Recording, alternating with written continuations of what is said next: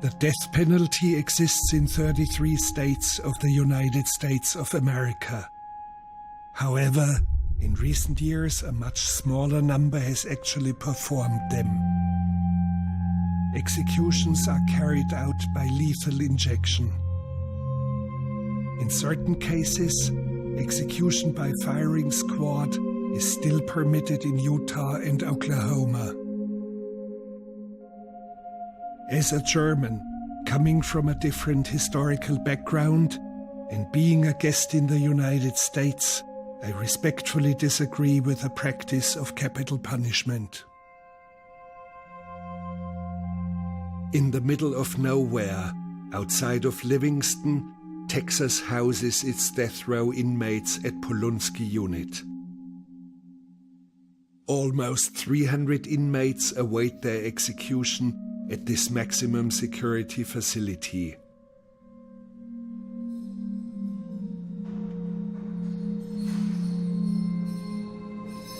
This is Blaine Milam.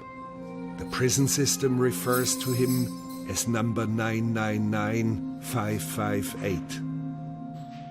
At the time of his conviction, he was the youngest inmate on Texas death row. He's 22 years old now. Attention all officers, all stations. It is now count time. It is count time on the Pulaski unit. You hear that very often, I guess. Yes, sir. Blaine Milam, thank you very much for talking to us. How are you doing? I'm doing good. So far, so good. I guess today, first media visit. I ain't never had a media visit. And I love you, Mama. All right. But, Do you have access to radio?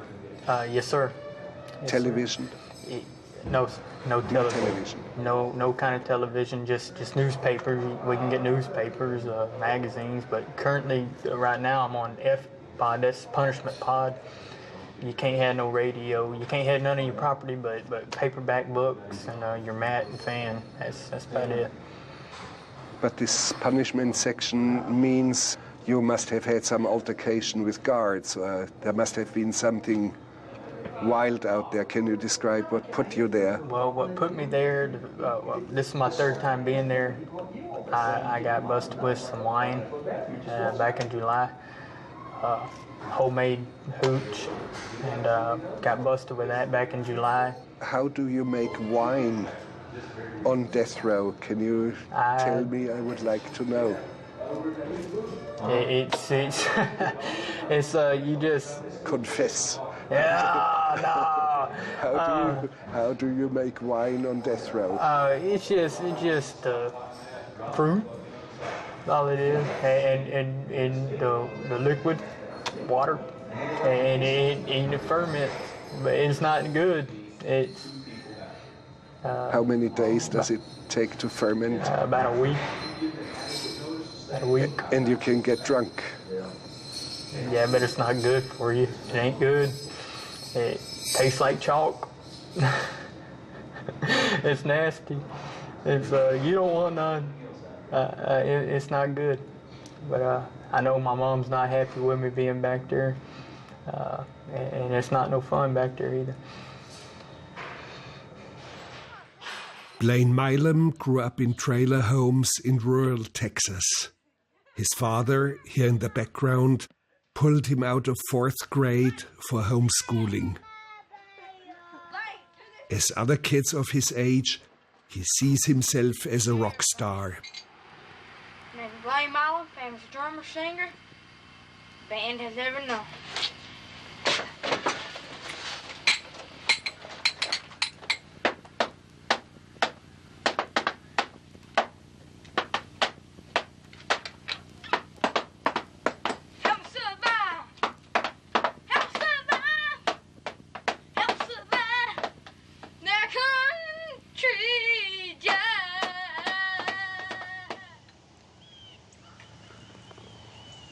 Shirley Milam, you're holding a photo. When was this taken?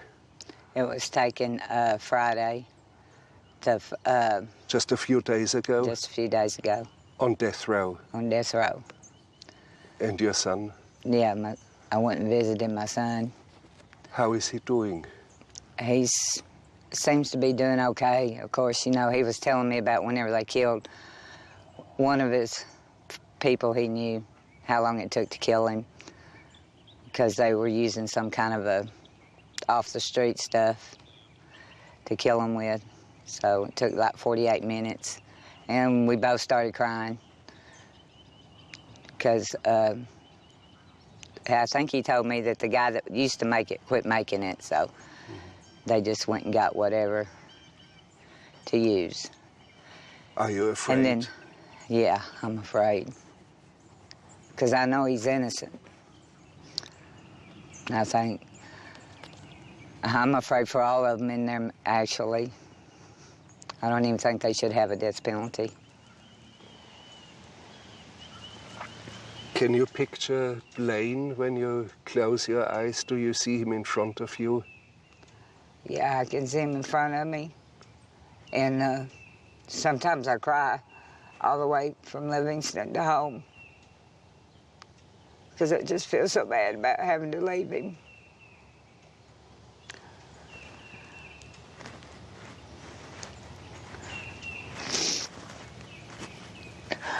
But you are here for your son. Right. I am. I am. And this site was all happy memories. Yeah, it was. I wish I didn't have to had to sell it. Now it's all empty. Yeah. It's all empty. It's all gone. Where was the house exactly? That house where that house is sitting, it's up a little bit like that. On December 2nd, 2008, police received an emergency call. A little girl was found dead inside this house that has since been torn down. I was sitting right here at this desk where we are now, and I received a phone call from the lieutenant of the Rusk County Sheriff's Department CID division. And he told me that they had a dead baby, gave me the location, and he said, you need to come out here. Texas Ranger Kenny Ray at that time had a sub office, if you will, here next door to mine.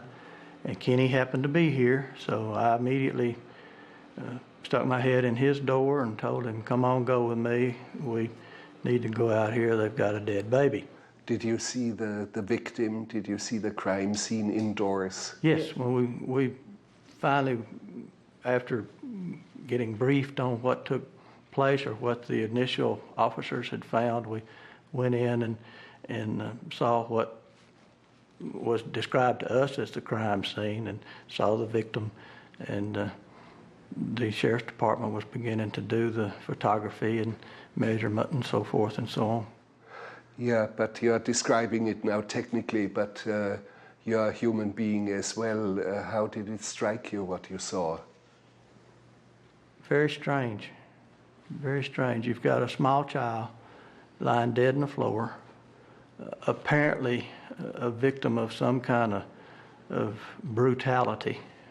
I don't know a better word to describe it than just brutality. And you immediately, you ask yourself, well, what's happened here? What took place? You know, what or who could do something like this to a baby? The crime was so horrific that the trial had to be moved to a different county in order to find an unbiased jury. Michael Jimerson prosecuted the case. I was out there that day. I was trying another case, and I got a call from William, you have to see this, to come out here. And I came out there, and Amora laying in that doorway was really the image of the case, because in my mind, what you're filled with, and that's why the question's so difficult, because the emotions change. What you're filled with is this desire to pick this baby up, which of course we can't do. We can't interfere with a crime scene. But the desire is to go run into Amora and pick her up. Now, when you actually see a picture of the horror that was inflicted on her, in my opinion, it repels a person. She's just had her humanity robbed from her. taken from her. And so she's just, it's just so graphic, the violence that was inflicted upon her, that you don't want to, but you just have to rail back for just a second. Whereas when you see her in that dirty floor, in that doorway, you want to go running to her, you want to pick her up.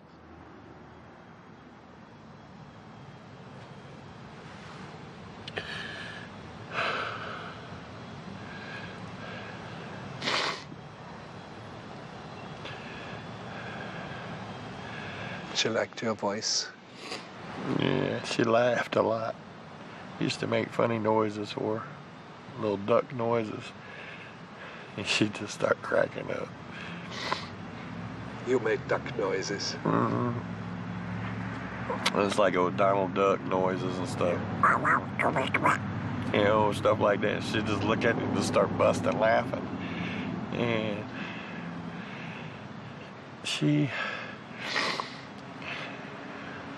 a lot of times I've watched on TV, you know, these stories about, you know, children being murdered and stuff. And I think about her. And you were her favorite horse. Oh, yeah. And she loved getting on back of the big shoulders and, you know, just sitting right there rocking and rocking and rocking. And, you know, then sometimes, like I said, she fell. She pulled the shirt up next to the throat, and I couldn't breathe. You know, I was like, whoa, hold on. I had to go on the side, drop her off a little bit, and she'd get back up there and do it again. She was a great little girl. She was beautiful. She was beautiful. Wasn't walking yet, but she was beautiful. Her first words were "Daddy." And you were not even the biological father, but you were daddy for her. Yes. That was the first thing she ever said. Yes, sir. Can you still see her face when she said that? Yes. I miss her. There ain't nothing I can do. And you loved her? I did. I loved her and Jessica. That was a joke. Look at Mom.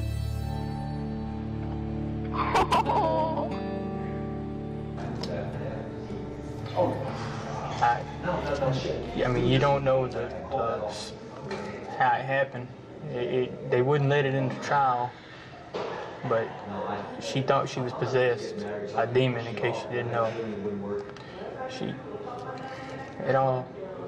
How is it possible that such an angelic little girl, a toddler, is being possessed by Satan, by demons? How do you know? How does it happen? Jessica thought the cat was possessed by the demon. I don't know how it happens. This is Jessica Carson, the mother of the little girl. Blaine was condemned to death, but she, in a separate trial, received a life sentence without parole. Jessica and I walked down, not quite to the next curve in the road down there. She was telling me her story as to what they were doing, and then came back and found the child dead. Did she already speak about an exorcism? Not at that time. That came later. The exorcism did. She was telling that she and Blaine were going to move their future home in down here. On purpose, investigators separated Blaine and Jessica. Texas Ranger Kenny Ray took Blaine into his patrol car for questioning. Come on, sit down. It'd be warmer in here. Hey, Bub. Come on in, have a seat. I want to make sure that you understand I'm a Texas Ranger, okay? Mm-hmm. And I've got a tape recorder playing right now, but you're not under arrest. You understand that? Yes, I mean, you're sitting here in my car, and I'm talking because the tape can't see us. It can only hear us, okay? Yeah. But you don't have handcuffs on. No. I asked you to come over here and just sit down. We're just sitting and visiting. Is that right? Right. Now, what I want you to do, Blaine, is just in your own words, and I know this is hard, buddy, but I want you to just tell me what happened this morning. I gave her a bottle. We were walking down to the property. We call it the property because it's where I'm having our new mobile home put. Okay, you gave the baby a bottle? Yes. Okay. It's in there on the bed. All right, okay. Go ahead. And you and Jess walked down to the property? Yes, sir. Okay. So we just started marking off the stuff, and about an hour flies by, and between that hour and a half, we walk down here, walk in the house. Okay. Go ahead. And she wasn't nowhere to be found. Okay. Go ahead, I'm listening to you. Alright, and then by that time, we're searching for her, and there's a hole in my mama's bathroom. Okay. Alright. That's where she was. Jessica Carson, what sort of a young woman is she? Whenever we first met, she Yes. was a great woman. She was very energetic. She always wanted to go out and do things. You know, things went downhill around August of 08, I guess. August of 08. Things. And downhill means? She started changing. She started changing. Describe the changes. Yeah. Well, very dark. She wasn't energetic anymore.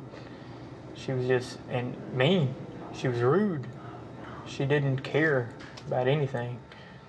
Jessica, as you know, whenever we first met and everything, she seemed like a very nice girl and everything. And after my husband died, it's like she just turned into a different person. But see, she lost her father too, you know, a while before Daniel passed away. But that's where things spiraled down for Yeah. Jessica and for Blaine. Yes, that's where Is that things, correct? Yeah. things spiraled down from there. Spiraling down meant both of them apparently became delusional, caused by their belief in forces of demons and Blaine's use of methamphetamines. Jessica spoke to the ranger right after Blaine. These are excerpts of their conversation. Hey, come sit down. You're Jess? My name's Kenny Ray. I'm with the Texas Rangers, okay? Will you talk to me for a few minutes? Okay. I'm going to record what we say so I don't forget anything, okay? How old are you? 18. Okay. All right, tell me, just start off. Tell me the story about what happened this morning. Okay, What from the... we decided to go out to the property. So we walked down to the property, and we didn't plan on being there that long, but we just got and start talking details about everything, about the trailer and everything. And Did Blaine resent you having the baby? Did that cause a problem in y'all's relationship? no, he loved that little baby. Why would he hurt her? Huh? Why would he hurt her? He wouldn't. Why would he lie to me then? Huh? Why would he lie to me? He told me you were an honor graduate in Longview High School. You're a very smart girl. Y'all were together this morning for about an hour or an hour and a half, and your stories do not match. One of you's lying to me, or both of you's lying. Right now is the time for you to tell me the truth about what. Let's get it out. That's the only way that this is ever going to be right, is for us to get it out. So right now, just tell me what happened. I would never hurt that baby. Tell me what happened. I wouldn't either. Tell me what He happened. loves that little baby. But just tell me the truth about what happened. Let's get it so you can get it off your chest. Because it's just going to eat you up if you don't. It's just going to eat you up. No, Tell me what happened. I could tell you, but you wouldn't believe me. I will. I will believe you. No, you won't. I will believe you. I promise If you. you do, none of the other cops won't. Because I- it's something that they would not believe. I will believe you. I promise you, I will believe you. But they won't. And they're going to think we're lying about it, and we're not. That's why we made up this story. We were initially told that the crime had occurred in a, for lack of a better term, a front bedroom just off the living room there in the house. And they had even gone so far as to use some fake blood, if you will. And, you know, we're approaching Halloween time now. We're familiar with fake blood and all that, but they had...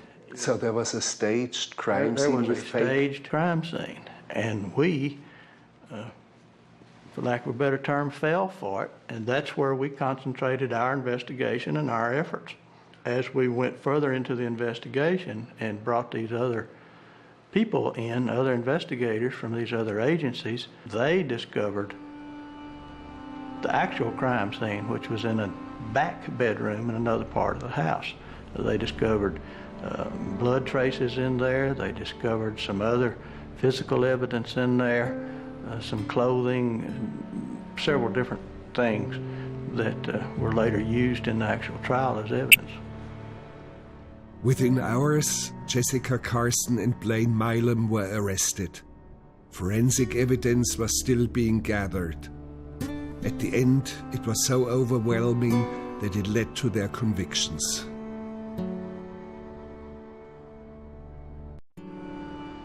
Well, I brought the closing argument, or part of the closing argument that I used in the Carson trial, because there's a moment in time that, to me, really captured what was occurring that moment of December 2nd, 2008. And I've got 4 photographs up here all together, and they're all one moment in time around 9 a.m. that morning, shortly after 9 a.m.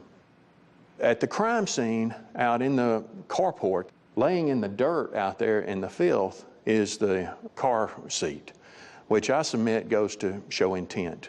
Amora was never going to ride in that car seat anymore. It was taken out of the car and thrown in the dirt.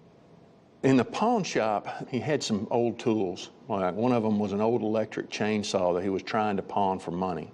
Now, there's conflicting stories over why they were doing that, whether they were on the run or whether they were trying to get money for the alleged exorcism or things like that. But he's trying to pawn these tools, and Jessica Carson is with him, and at that very moment in time, Amora is laying in that filth and dirt on that floor out there. Right after the transaction, both are seen casually browsing the shelf for DVDs, as if it were the most normal of days. Kevin Roy, who was actually the deputy from the sheriff's department, he's in dispatch at the time the call comes in, the 911 call. One of the first things he does is he ends up picking Amora's foot up, and it basically lifts Amora all the way up across her back. She's just stiff. She's just solid stiff at that time. That's at 10:37 a.m. This is at 9:05. Now, by 9:05, she was probably already stiff. Scientists are real careful about when rigor sets in, and the medical examiner told us, though, and I'll show you in a minute in a timeline, that it was hours, not minutes. We don't know whether that's 4 hours or whether that's considerably more than 4 hours. Only minutes after the pawn shop, another security camera caught them at a gas station. Jessica bought a soda and cigarettes. All this while her child was already dead for hours. It was not until they returned home that they called 911. December 2, 2008, 16 hours, 48 minutes, 15 seconds. Rescue 911. Yes. My name's Blaine Milam, and my daughter, I just found her dead. How old's your daughter? 13 months. 13 months old? Okay, let me connect you with the ambulance service, okay?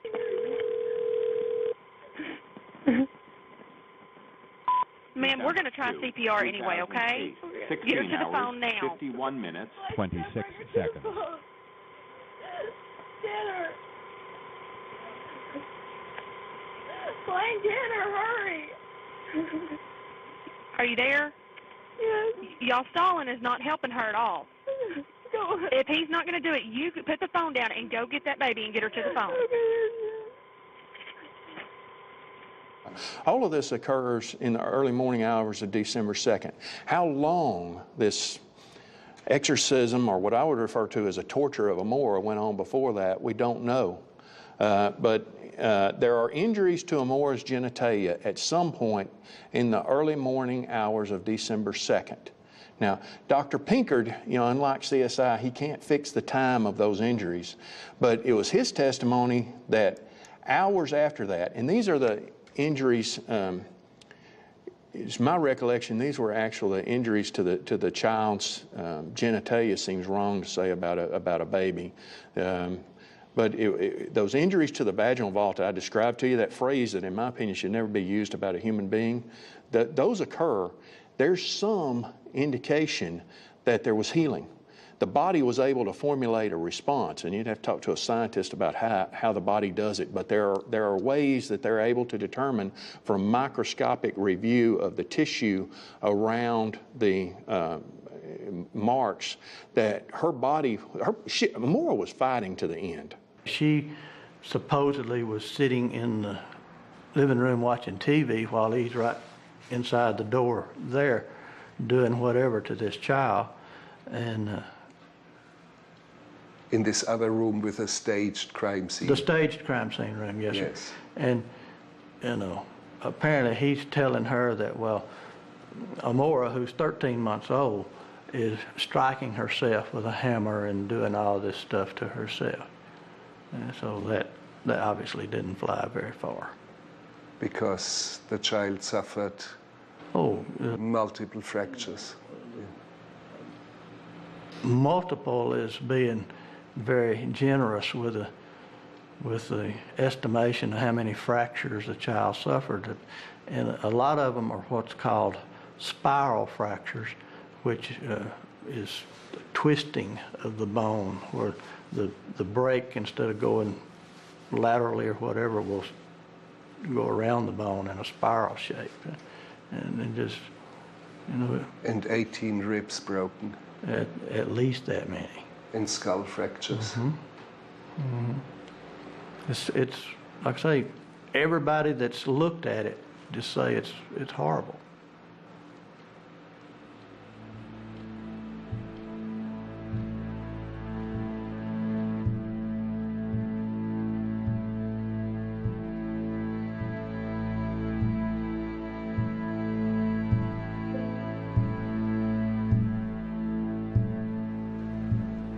And you say that after 40 years of experience.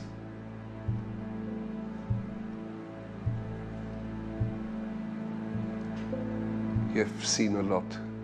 Oh yes, I've seen a lot. I'm a licensed mortician in Texas also, so if I'm not working here, I'm working at the local funeral home. So, I've seen death, natural, unnatural, but this one by far is the worst.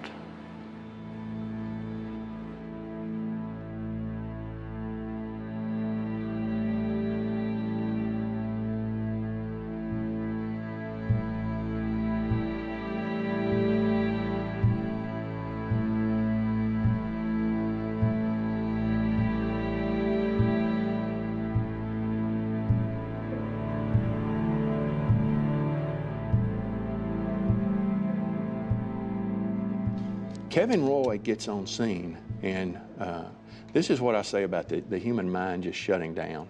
He looks and he sees Amora's body, and it's covered in what we later know are 24 bite marks, where you have the upper arch and the lower arch. Dr. Williams called them, it sounds odd to say, but some of the best impressions he'd ever seen, especially on skin, because skin's a poor medium for bite marks. And the other thing is Blaine Milam had a very unique bite. We called it the M series, where his teeth made an indenture that was very unusual. So in a closed population group, we were really able to say that that's him. Of course, we were also able to confirm 2 of the bites with DNA.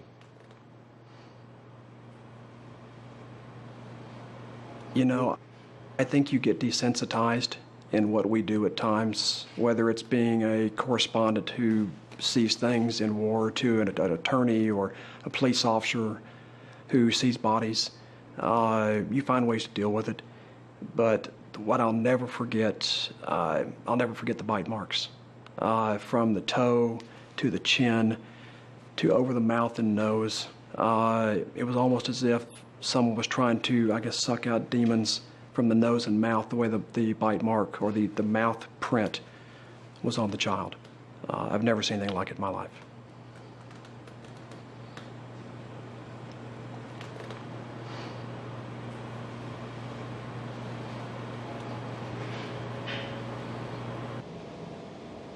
For me, there's a fascinating aspect about this whole thing. There's a Ouija board, which apparently indicated to both perpetrators that there was Satan that had to be exorcised. And respectfully, I reject the premise. I submit the Ouija board didn't have anything to do with this. I submit that they may have played Ouija board. They may have Jessica seemed to have a fascination with horror movies. But I submit that was just one more excuse, and it was one more justification that the defense came up with to try to turn your mind off from the fact that they were just evil. It all started with the Ouija board. Can you describe how? She thought that our apartment was possessed over there in Longview. Jessica was the one who brought in the Ouija board. Yes, and whenever she wanted to move out, so that's when we went back to my mom's. My mom told her, "You ain't letting that in my house." But that's when everything started to change real bad. How can you believe in a Ouija board? Just after a while, I guess it gets in your head. And she started accusing her mother of killing her dad back in Alabama. And she even had us load up the car, and we went to Alabama on a wild goose chase over, but that's... And how would you know that the little girl, Amora, was possessed? Jessica says she was possessed. I don't know how you know. And you would believe it, or you were under the same impression? After a while, I guess, but I didn't kill that girl. I didn't kill my little girl. Let's stay with a little girl being possessed by Satan, by the devil, by demons. What was it? By a demon is what she said. By a demon. The bizarre details of the demon possession came from Jessica Carson. Still in the car on the morning of the crime, the Texas Ranger elicits this astonishing story. All right. Tell me what really happened, because this is the time to get it right. And speak up loud enough so I can hear it on the tape. Let's see, when was it? It was about... It was in September. Blaine's dad died in September, early September. And right after he died, we bought an Ouija board. Okay. And we didn't know they were bad and it was an omen or anything like that. Like, we're very strong believers of God and everything. And we bought an Ouija board, and then, we heard that it worked, but we never actually did believe people when they said it would work. So we wanted to try it out for ourselves. And then, my dad's dead too. He died when I was 10. I'm sorry. And, so I asked my daddy that I thought, a question that he would know that nobody else would know. And I had never told Blaine that. And so when he spelled it out and everything, I was like, this is my daddy. And so we did that, and, this is like a telephone to heaven. And we thought it was really cool and everything. So we kept talking to our dads, telling them how much we missed them. And, and we talked to him for about 8 hours straight that night. And we started getting really freaked. And we got this little music box from one of his friends that's Chinese. And it has these Chinese people singing, God will protect us, demons leave this house, because they said our apartment was possessed because weird stuff started happening and everything. So we left, and we kept that music box there and blessed it, and then we blessed the Ouija board, and then we threw it away. And, kind of like The Exorcist, have you ever seen, when demons come into people or whatever. And the devil had came into Blaine, and you know, I mean, it sounds crazy, but I mean, I would not be making this stuff up. I'm a Christian. I believe in demon possession. Yeah, and I am too. And, you know, I kind of knew, I mean, I knew about demon possession, but, you know, you can't really believe something for sure until you see it with your own eyes. And so when the devil started coming in me, talking to me, saying, you know, I'm going to take Blaine's soul tonight, you know, all this kind of stuff, it started really freaking me out. And, you know, now it's gotten into a more now. And then I said, okay, well, can't we, like, have an exorcism or something to get rid of it? But Blaine came back outside, and I said, what did you run in the house saying a more for? And he said, God told me she got that hammer and was hitting herself in the head, and those marks on her head was, I think, from that hammer where she was hitting herself, or that demon was hitting herself on the head. I was like, you know, there's got to be something else we can do. I was like, we can get money, we can go to a minister and see if he can help, or go to find a priest somewhere and see if, you know, we can make payments on them doing exorcism or something. See if we can do just anything. There's got to be another way. And he said, God said it was too late. And I was like, what do you mean God said it was too late? And then he was crying while he was saying this and everything. He was like, because if she doesn't go to heaven now, she will live her life with Satan having her soul, you know? Do you believe that a Ouija board can give indications like that? Yes, I do. I've actually seen, and I've actually played with a Ouija board when I was younger, and I've seen bad things happen, and I ain't touched one since. Explain the bad things. Well, we did it at the job that I worked at. I worked at Whataburger, and a couple of my friends worked there with me, and they brought one there that night, and we played with it, and things started happening. Doors started opening, doors started, you know, shutting in the bathrooms and stuff. We could hear them. No one was in there. And, you know, just things like that, like there was a presence there after we had messed with the Ouija board. And I went to my car and I got my Bible and I started praying, and I told the Lord, I said, I will never mess with that again, and I haven't, and I won't. So it's a triangle thing. You know, it's got a flat here, and then it's triangle up here. And then it's got yes over here, no over here, and then it's got all the lettering and all the numbers. And you're actually supposed to place your hands on it with someone else's hands, and you're supposed to ask questions, and the spirit is actually supposed to move it. They're supposed to move that board. You're not supposed to move it. So that's how it actually is supposed to work. But if you don't have your hands on it, it wouldn't move at all. Right. So it's somehow human interaction. Right. Like through souls or spirits, I guess you could say. And Yeah. the Ouija board ultimately led to an unspeakable catastrophe in this case. In this case, it could have, yes. In the film The Exorcist, how much influence was from that film? Have you ever seen The Exorcist? Unfortunately not. You've got to describe it for me. Okay, The Exorcist is a very bad movie. I mean, it's bad. And it don't have nothing to do with the Ouija board in The Exorcist. But it has to do with this little girl that had gotten possessed. And this was actually a true story. The Exorcist itself is based on everybody in that movie. It happened to them people for real. The preacher that actually was trying to get the demon out of her, he actually really had a heart attack and died on the set. The real priest of it all. So that's the things that you see in that movie are things that really happened, because they were filming it as it happened. So it was very bad. So the film, in fact, as you see it, had a real demon in it. She had a real demon in her. Demon. It was not just staged. It was not just directed. There's no way that you can turn your head all the way around and not die from that. I mean, her body bent in half. I mean, there was some bad things going on in that movie. I submit that there's just evil in the world, and this is true evil as opposed to blaming drugs or the Ouija board or the devil or anything like that.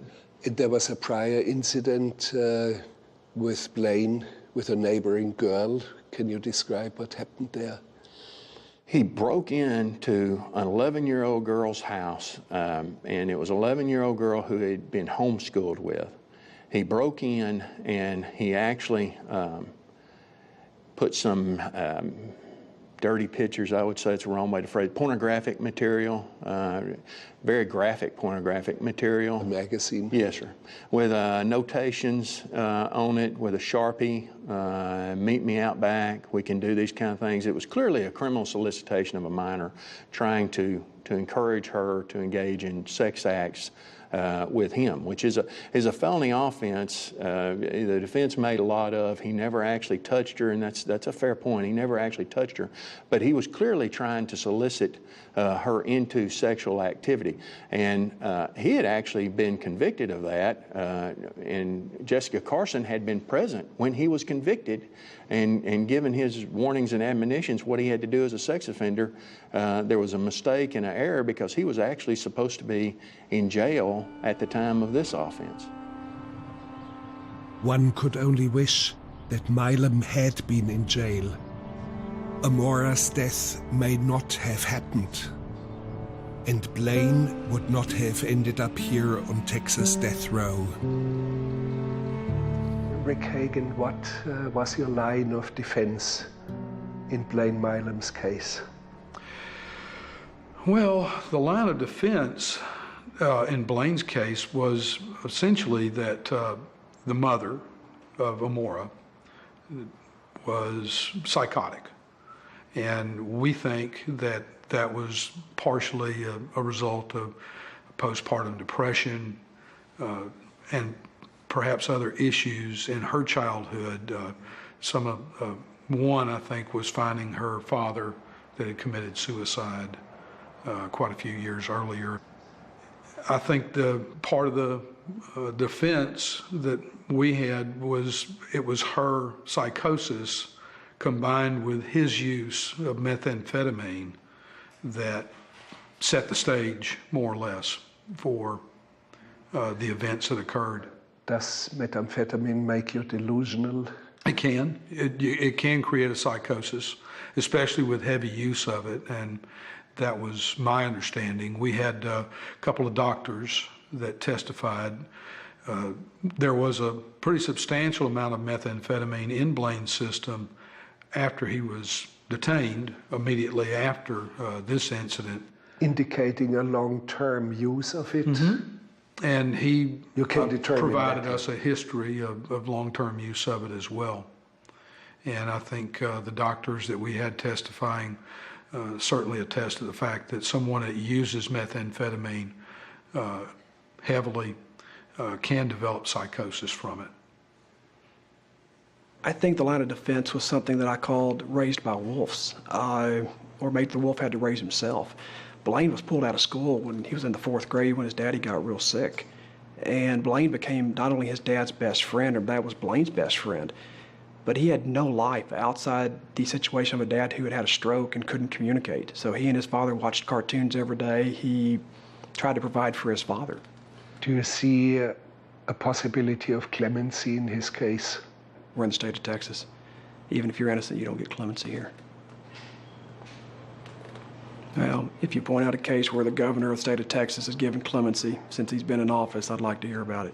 But from my understanding, his innocence doesn't get you there, so I can't imagine why mental retardation is going to get you there with this state right now.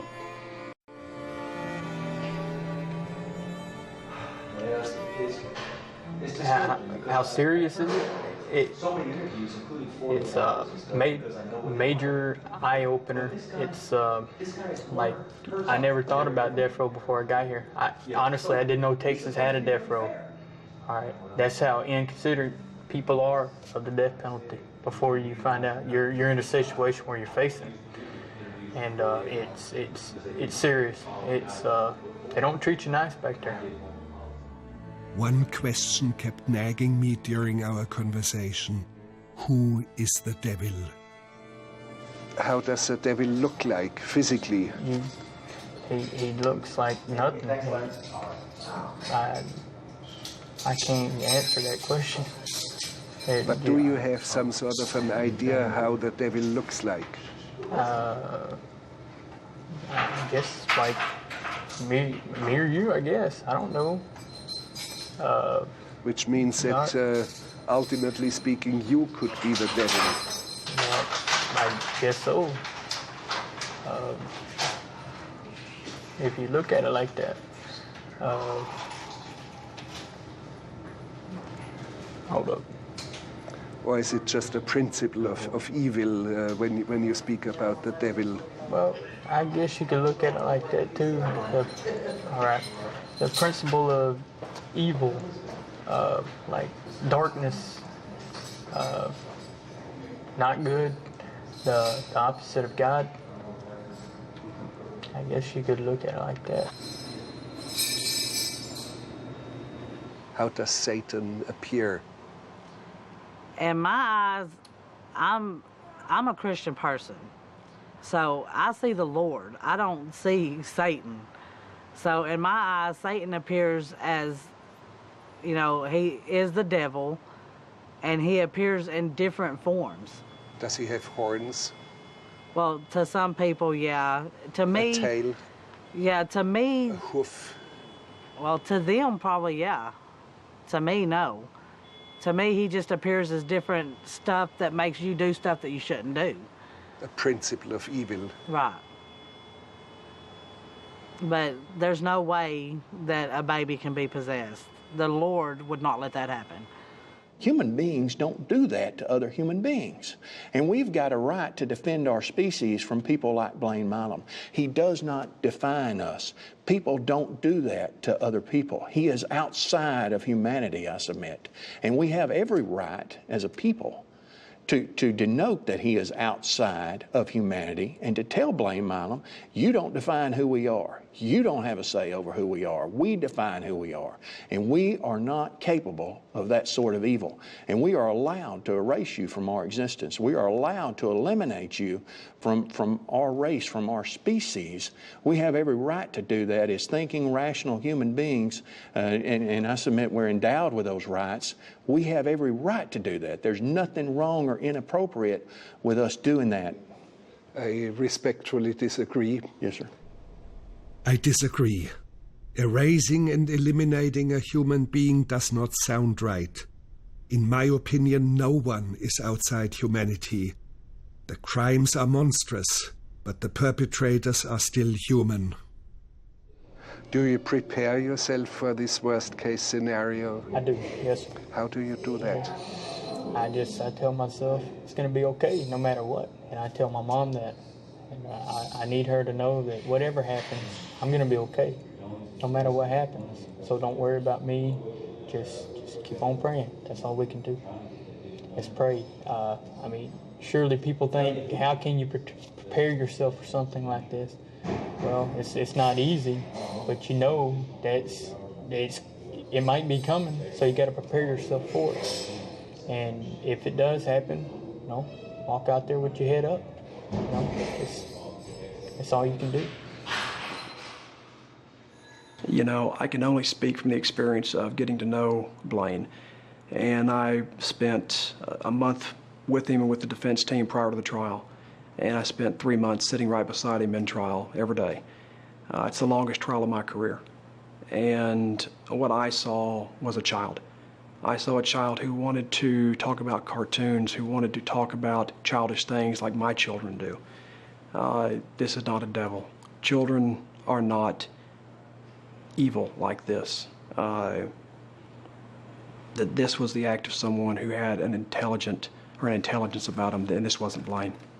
And while the jury was out to sentence him to death, he watched with you what?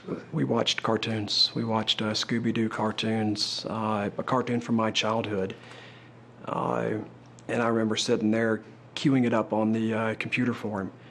And all I could think about was this kid has no idea what he's facing. He doesn't appreciate the gravity of the situation. Where anyone else would be shaking and trembling, praying for their life, Blaine wanted to finish the cartoon when they were knocking on the door with a verdict. And he leans over to me, and I'll never forget it, and he says, why do these people not like me? Why do they want to kill me? It's all happened so quick. you know. So you do not understand it either? I don't. I do not understand it. And the death of the little girl, how much do you understand of that? Why did it have to happen? Why did it happen? Why? So, I mean, I know we shouldn't ask why, but, you know, we want questions. Why did it have to happen? Why did it happen like this? Why couldn't it have been me, you know? Why couldn't, I mean, I don't understand it. It happened. I wish I could go back and stop her, but I can't. I don't know how I got so far. I don't understand how I got this far, but it did.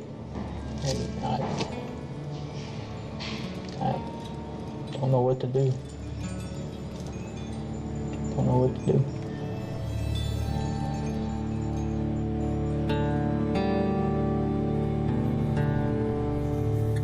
If you enjoyed this documentary, head to SBS On Demand anytime for over 250 documentaries to keep you informed.